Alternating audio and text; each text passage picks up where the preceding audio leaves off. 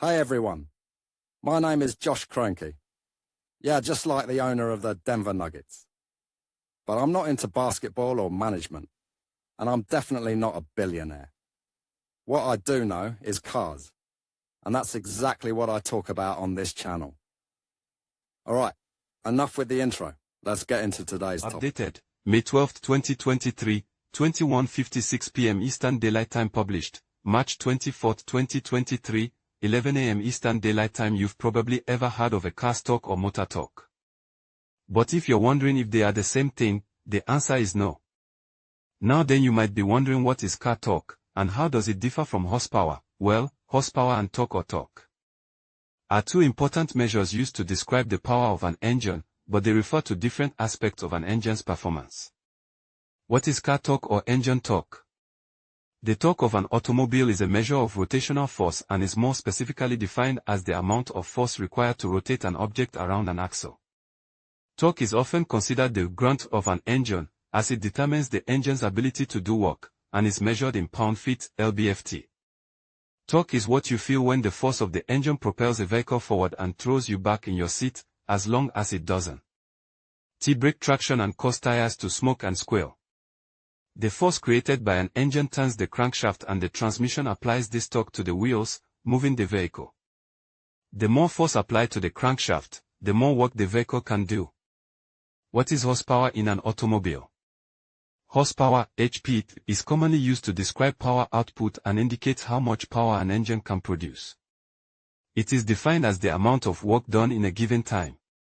1 horsepower equals 33,000 foot-pounds of work per minute, or 550 foot-pounds per second. Engine tuners understand that a car with more horsepower will be able to maintain higher speeds for longer, while a car with more torque will be able to accelerate more quickly from a standstill, and they usually try to optimize both.